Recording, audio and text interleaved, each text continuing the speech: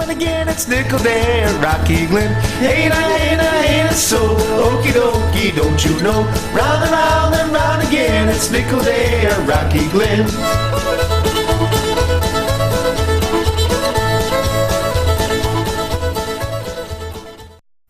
Hello everyone, and welcome to the Rocky Glen Den, where we're going to show Rocky Glen Park memories. Not only are we now on Facebook, maybe we're going to try to be a little bit of a show as well. We're sponsored by the Rocky Glen Historical Society, but what is that really? Well, it's a group of us, people who are fans of Rocky Glen and still want to relive the memories that exist through pictures and videos and just general reminiscing.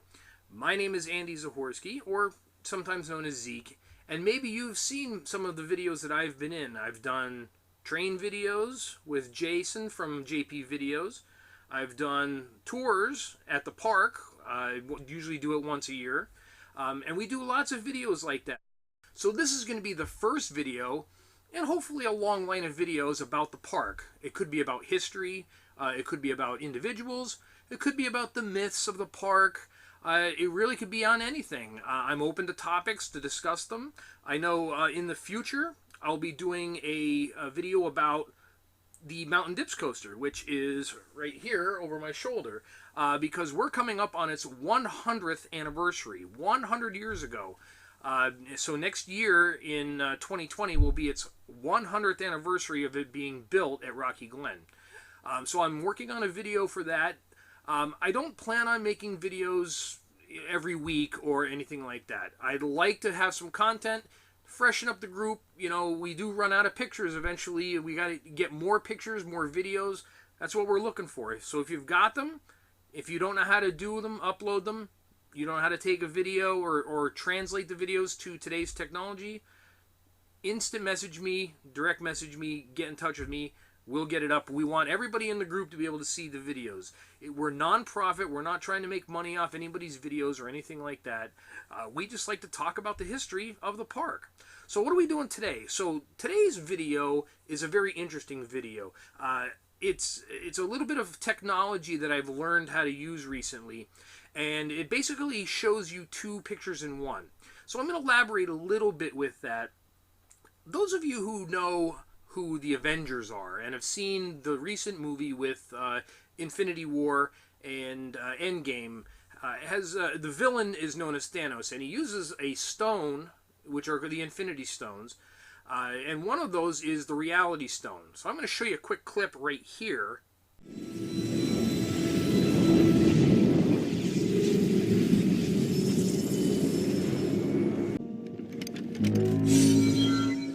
And it was beautiful. Titan was like most planets. And what I predicted came to pass. So as you can see how he uses the Reality Stone, he shows you what it used to look like by making the today's ruins go away, and shows you what Titan used to look like. And then he moves it backwards and shows it back again, you know, as it looks today. So I have that interesting concept of doing that with the flyovers of Rocky Glen. So I had made a video of that. I'm going to show that to you here, and I want you to look at it really close. You know, if you have questions on it, don't be afraid to ask. If you want to zoom in on something, I can always make a secondary video showing a favorite ride or an area. But if there's any questions, don't hesitate to put them in the comments. But enjoy the video, and then I'll be back. So we're going to use the Reality Stone, and we're going to see what Rocky Glen would look like in 1939 as opposed to today. So you're looking at today's flyover, not today's, but maybe 2013. It kind of looks abandoned like it does today, so it's not much different from 2013 to 2019. So the interesting thing I can do is I can add the flyover just like this, so that we're looking at the same exact area, and everything in here is placed exactly where it would have been in the past. So as an example, let's zoom in on here, and we'll look at some of the things that are on this picture. So over here, this is what was known as the Crystal Dance Pavilion. That was later made into a funhouse, which I believe it is in this picture. It's a funhouse by now. Behind it, you'll notice that this is the old Rocky Glen Road. And you'll notice that it goes over the Laurel Line tracks via a bridge. And then would travel down dirt down this way. It wasn't paved back then. It was a dirt road. And when it kept going this way. So looking back here, we can also see the Pippin Coaster, which goes over here. So to give you an idea how it went, you actually went up the hill, you turned around. Now this is that Asian type structure. You would drop the first hill underneath the lift hill and over Rocky Glen Road. And you'd come over here, and I believe it twisted over, and you would turn around here, and then you would go down, and then underneath, and then come up here, and then you would meet the station right in here. And then you would start over again. So that is the Pippin Coaster. So let's look here. We have the Laurel Line Station, which of course was Sterling's Penny Arcade. This is the actual platform you would walk out on. When the Laurel Line would come, you would get off right here on these two stations here. You'd walk up the steps on either side, and then you would walk into the park going through the Penny Arcade. And that's how you got in the old days. Next over here we have the Mountain Dips Coaster. So this is the Mountain Dips station here. So you would get in the car, you would come out and around, you would go through a tunnel, and then you would come down through here, you would turn around. Now you're on the lower side, not the highest part, and then this was the lift hill here. So then you would go up the chain, up here, you would turn around, and then you would dip, and go down, and now you'd reach the high part of the turnaround up here, and come around, and then you'd come down right in front of the dam, right in front of the water coming over, and go up and straight across the Laurel Line tracks back to the station. And that's basically how that worked. Also, we have the Caterpillar. That's that circular thing right there. We have the Heyday, which is this right here. It's hard to see, but the Custer cars were in this rear part here. Moving over into the main part of the park, you'll notice that this is what everybody would remember as the Golden Nugget Casino. Back then, this was the Carousel House in the early 1900s when Rocky Glen first opened. And then they built it into a dance hall, and then later became bingo, and then later became the arcade in the 70s and 80s. At this point, I believe it is the dance hall, and that's what they were using at that time. Of course, we have some stands here. Moving up a little more, this is the current Carousel House. It's here. And if you look closely, you can see the whip is this oval-shaped thing right here. Moving over here a little bit more, this square building here is the Dodgems building. This was a restaurant stand. This weird-shaped building here is actually the old train station from the 1900s. I'm not sure what it was being used for at this point in 1939, but the old train used to come down and around it and then loop back out into the woods. Over here we have the seaplane ride, as it was known. And then this was the walking path up to the upper lot. This was the remains of the Skaloosh type ride from the 1900s. The name is escaping me right now. But that was in the 1900s, that's where this was. Moving over just a little bit, you'll notice right here is the old airplane ride from the 1900s. That's the tower that was built next to the jet coaster. This, of course, is the Tumblebug. Okay. And the only other discernible things which are interesting is this is the Rocky Glen Bowl. This was where they had boxing. Sterling built that in '37, and I think it was there until the $1 Million Coaster was built, and then they removed it. And you'll also notice that there's a lot of water in here because they have not built out this area for walking. When I show you the magic of using the reality stone, you'll see where the actual land is today as opposed to where it was in 1939. So this is the Swiss Cottage here. Now, as you can see, the Swiss Cottage is one full building at this point because it is not burned in a fire.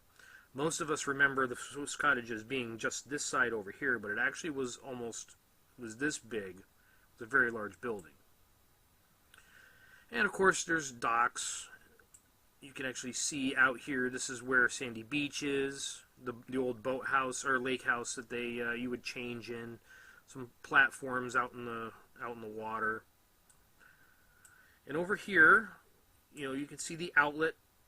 This is the where the water would come through. Interestingly to note, the little secondary waterway that we found when the lake was drained in 2018 is actually here. You can actually see the darkened area right there and the darkened area right there, showing that the water did in fact come through here. So, now that we've done that and showed you where everything is, let's show you the reality stone. So we are going to turn on this neat little thing here.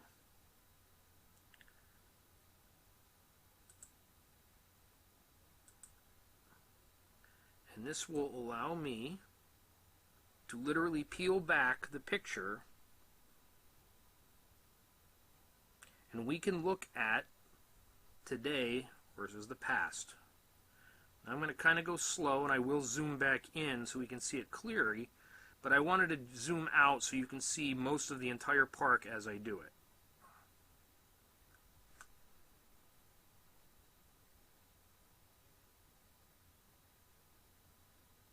Notice the ground out in the lake is now starting to form where it is today.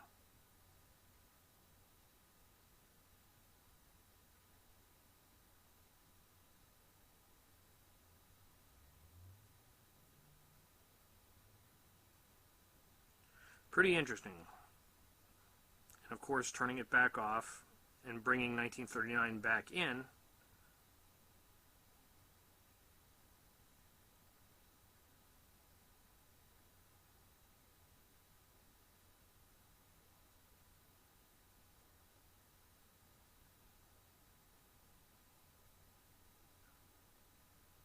pretty interesting.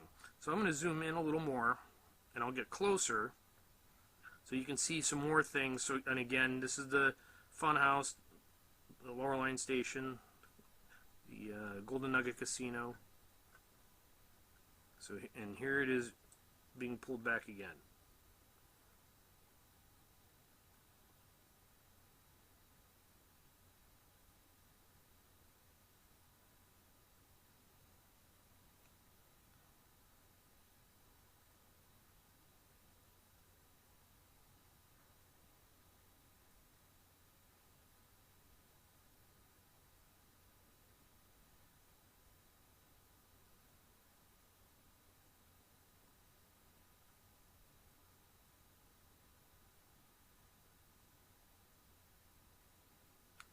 Pretty cool when you can show time like that.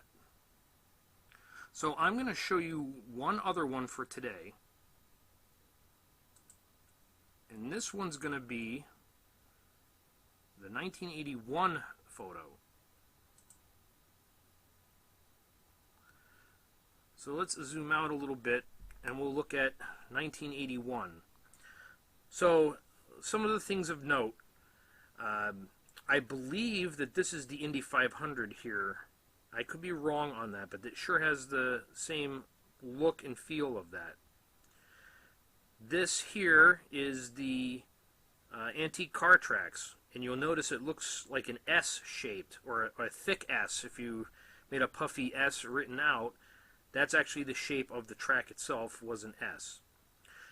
Here you can see old Rocky Glen Road, as we talked about before, coming right up through where it used to be. And of course they had moved Rocky Glen Road over to here, and this is where it is today.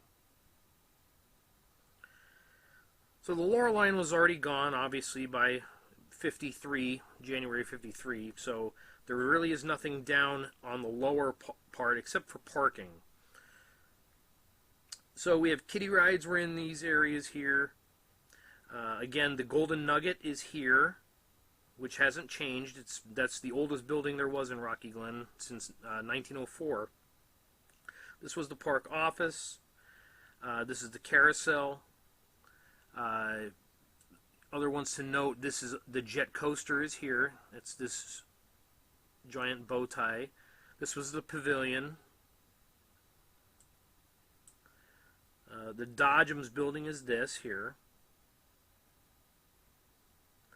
And then going down by the lake, there's some other kiddie rides down here, which I'm not familiar with what exactly is down here. This is the Niagara Falls slide. And of course you can see the Aquarium has been built, which by then now was the Silver Dollar Saloon, and probably already been changed to being a concert hall, or the Grand Hall, if they will. Swiss Cottage is right here.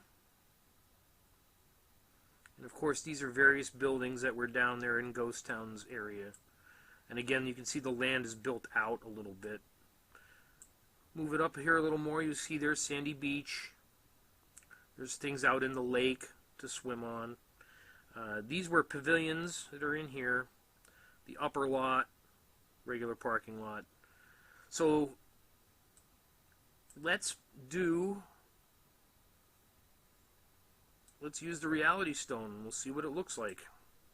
Just give me a second here.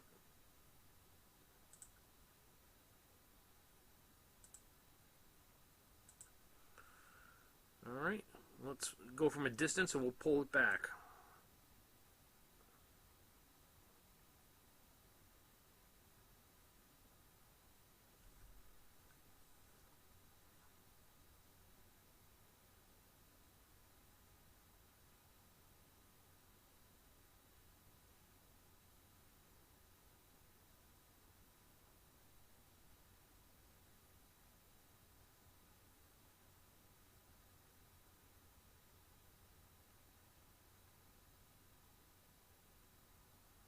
And there it is. Let's move it back. Change everything back.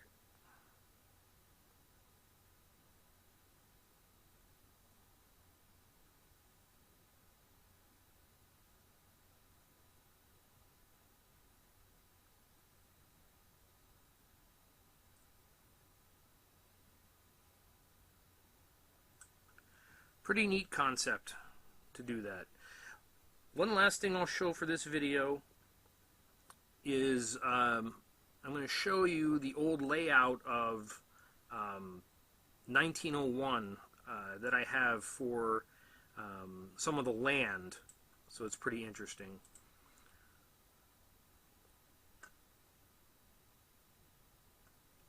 So this particular one, I don't have it to pull back, but I do have it shaded so you can actually see who owned what land and how it matched up with the Laurel line. So this is the Laurel line. This is where it came, right through here and out this way. So you'll notice that Frothingham's name is down here. So this was the plot of land that he owned, going all the way out here. Now remember that the lake did not exist, so this was nothing but farmland, or woods, if you will. So he owned all the way out into here at one point. So this was the initial land that he owned. The actual park land was owned by a gentleman named Olin Harvey, who acquired his land from the David Moore warrant. And then way down here you can see Annette Reynolds owns some property down here. You see it says Annette Reynolds in there. So this particular plot of land over here that Frothingham had was the one that he tried to keep the Laurel line out of by building the dam. Olin Harvey eventually, I believe, sold this land to Annette Reynolds, who then would eventually merge that into one giant parcel that would become what is today's Rocky Glen. But this land over here is the land that Frothingham lost to E.S. Williams when he failed to pay for building the dam. So it's pretty interesting that we actually have a pretty good idea where the land actually was that Frothingham lost. So some things to note about this, which I'm going to turn on the 1939 flyover as well, so that you can see that this property line is essentially right at the point where the dam ends, which, in other words, they built the dam to his property line and that's where he stopped. Now, I will caution everybody that this is not 100% accurate, but it is pretty close to where it was. So I can tell you that the one thing that both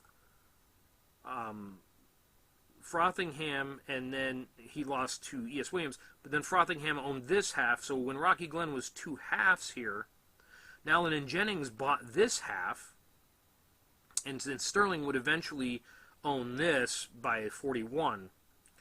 But the one building that they shared was the dance hall or the Golden Nugget Casino, and that's because the property line went through the building. So they each owned half of the building. It was the only thing that Nowlin, Jennings, and Sterling shared back in those days. But I will note that the spite fence did follow this path and did go between the Tumblebug here and these businesses. So it's not exactly right there, but it's close enough. And then went down to the lake on this side, which Nowlin and Jennings' access to the lake was this way, and then the spite fence went right down to the water, and it's almost exactly where it should be. So it's very close. It's not 100% accurate, but it might be 98% accurate. But that's an interesting thing to be able to see on today's maps, and using the 1939 maps. And I do have plenty more. I don't want to make a very long, drawn-out video, but quickly I can show you. I have a 1954. I have 1959.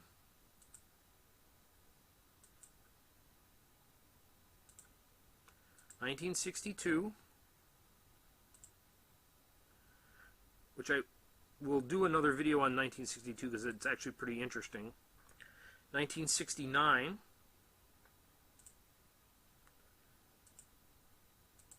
1973, not very good. 1976, that's not very good either. Then I have 1993, which is after a lot of the fires. So I have several of these to show. I'll probably do a second video in the future. Okay, so that was the first video of Rocky Glen Park Memories as a video show. I hope you liked it. We'll probably do another one with some of the other flyovers that I showed you at the end. They're very interesting, especially seeing the $1 Million Coaster in some of the pictures where it's been cut. When it was torn down, they basically left the lift hill there, and you can actually kind of see it in some of the flyovers. So that's pretty cool to see. So we'll do that in the future. I don't expect our videos to be very long. Sometimes they're going to be very quick. They're going to be, historical. We don't want to bore you to death. We want a quick video. We want to get some banter. The most important thing to remember about our group, though, is we want to remember the good times we had at the park, but we also want to remember stuff like the generosity and the caring that Ben Sterling had for the children of the Wyoming Valley and the Lackawanna Valley. We'll probably do several documentaries on that, short clips here and there, but the generosity that he had was incredible. And I think that's something that may have been forgotten, and that's kind of what our group is going to do. We're going to bring that back. Now, we're not going to bring it in full force, and no, we're not bringing the park back, but that doesn't mean that Rocky Glen Park can't stand for something as simple as putting an extra $1 into an SPCA jar that you see when you're buying a coffee. Simple stuff like that is something I'd like to do. I do have some ideas for the future. We're not going to discuss them on this, but I think that in the future you guys you'll like what we have planned. As I'm going to try to end every video, I'll take questions. Please keep up the chat. We want pictures. We want videos.